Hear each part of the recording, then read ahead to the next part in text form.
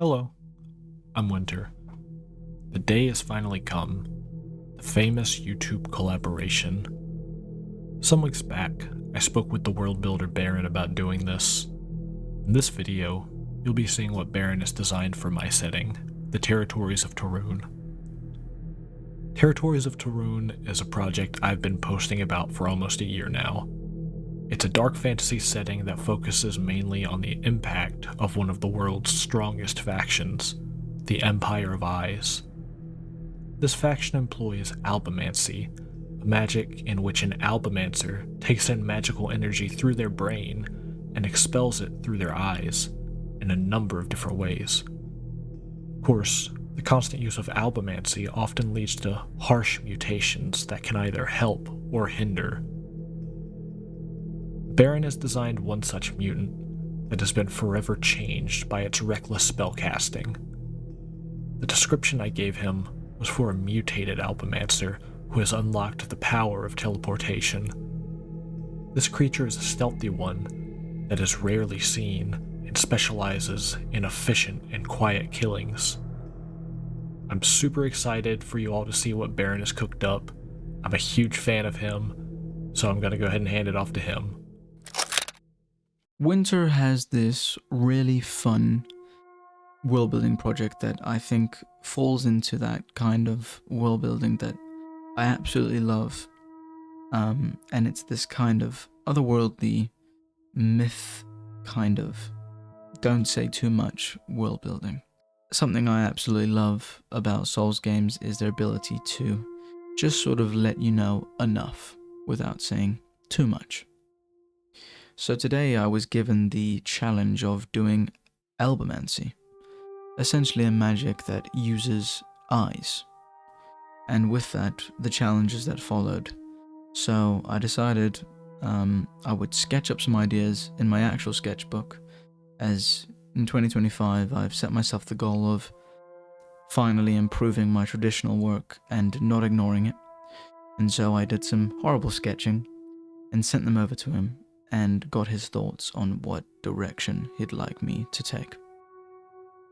Winter seemed to take a liking to the idea of the eye being hidden inside the creature's mouth, alongside the idea of floating limbs and that kind of idea of looking at something and thinking, how does it work? I had this idea of this black mist covering this creature's ability, hiding them almost like they were in the abyss. Now, I liked a lot of these ideas, but I thought a lot of them felt flat because I'm not great at traditional. The eye golem kind of felt a little bit too much like Grey Rat from Dark Souls, and the guy on the left felt too much just like a plague doctor. But I did kind of like the floating limb idea, and I did enjoy the idea of this kind of eye peeking out. So I figured I'd head over to digital, find a shape I like, and just try and work it to something. So that's what we did. I decided that I was going to keep the cloak, but I was going to try and make the shape more horrid, more akin to something that you wouldn't want to see in the darkness. Eventually I kind of got there, and I decided that after chatting with Winter, I would take some of these and mix them together, and I liked the head shape of A mostly, but I really enjoyed the general look or profile of B and C. So after combining those, I got to working away, trying to get something that would convey the horror.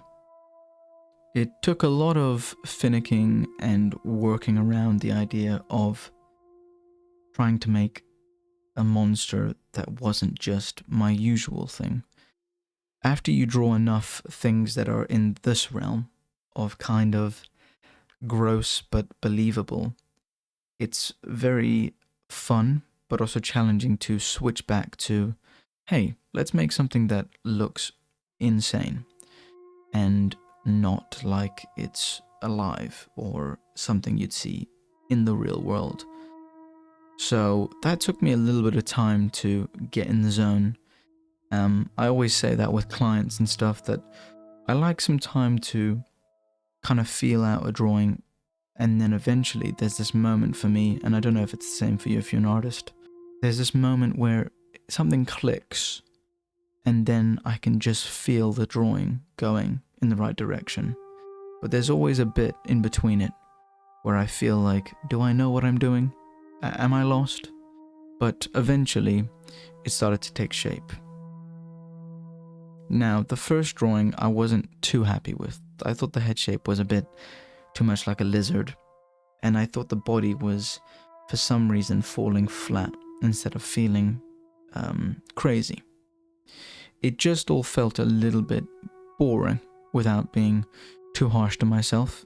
As much as Winter was a big fan of it, I'm my biggest critic, and I didn't really like it. So I decided I was going to sit down after doing some work the one day, and I was going to work on it until I found something I liked. So first I changed the head shape completely. And after that I started messing around with the idea that I've been trying to get to for a while.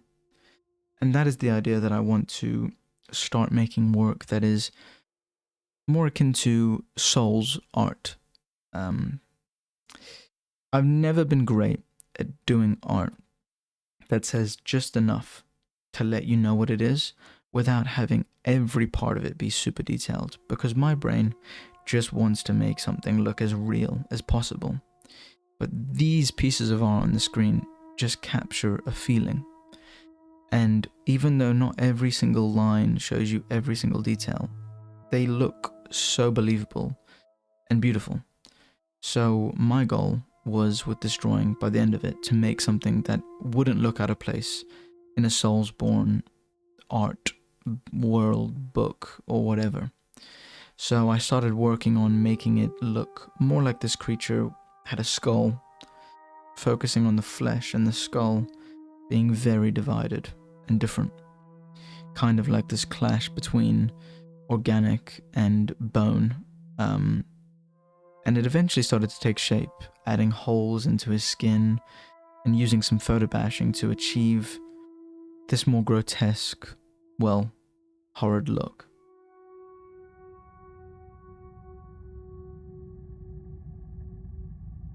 After that, I decided to start working on what I would call the abyss effects, and trying to make that skin look more like ash and darkness, which is really hard to do. I found some references of ghillie suits that ended up actually kind of helping me a lot with the photo bashing. And after some effects and zooming out and letting myself be more loose and not so restrictive, I found myself really enjoying this drawing. And eventually we landed on this.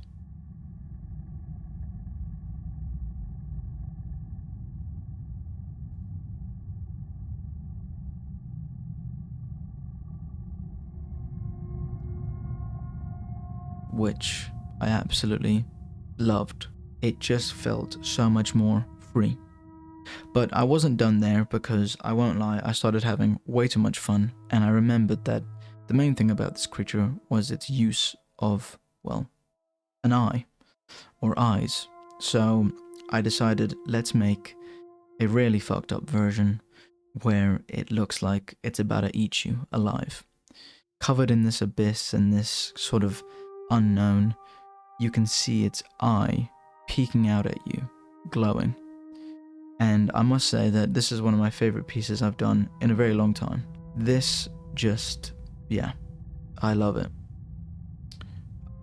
I love it. And I'm kind of jealous that Winter gets to put this in his world, I won't lie. Overall, I must say that I had a blast with this collab, and I really do hope that some of you watching this video go check out Winter and his great world. But alongside that, thank you, Winter, for the fun collab and the really, really fun challenge. This is definitely a drawing I will look back at and have a fond memory of. I really hope you enjoyed that more laid back video, and I wanted to have this end part of the video just talking about the art community, a thank you for the real ones, and my plans for 2025. So first off, I'm hoping for 2025 to have two kind of videos on the channel moving forward, because I'm realizing that I kind of want to have a mix of high production, or what I will call videos that I put a lot of effort into and I try to make them as good as I can as a one-man band, and then these more relaxed videos that are kind of like this, videos where I do concept swaps, because I think that's a great thing for the future of our YouTube and things in that realm. I really like this idea of the concept swap. I feel like YouTube, as it's changed and grown, it's lost a bit of that community feel, and that's something that I really like about this community, that I always see the same faces. But I want the art part of YouTube to have that feeling back, and I feel like the world building part of YouTube can really do that quite well.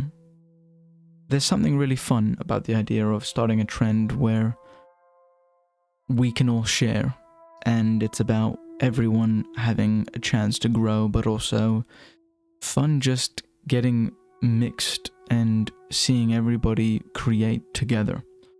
So this is my open invitation. If you are a YouTuber and you're more in the dark side of, style, or have a darker world, let me know if you want to collab, as I'm open to that completely. But also, I don't want to be mean. If you have a really cute world, I'm probably not going to be a good fit, because I can't draw cute things. Well, I can, but it takes a lot of effort. In the following days will be the first official track of Barren being released, which is free of copyright and free for use. And alongside that, in the following days after that, will be the video on Russia, which I think will be a big one. I'm thinking it might be nearly 30 minutes long, but I wanted it to be as good as I could make it. Thank you guys for the patience, and I really do look forward to 2025. And you know what? If you're watching this and you're an artist, get yourself a sketchbook. I'm really happy I decided to do that again for this year, trying to get back in traditional after I left it for so long, and I've not regretted it. It's been a really healthy tool for me. Anyway, per usual, if you are interested in the Patreon, there will be a robot video coming out in the future, very soon, that is exclusive on Patreon or as a member. And if you want to show extra support as well, I will be posting a lot more sketches on there and things that I'm just maybe sketching up in my spare time. Anyway, thank you as always, and I will see you in the next video.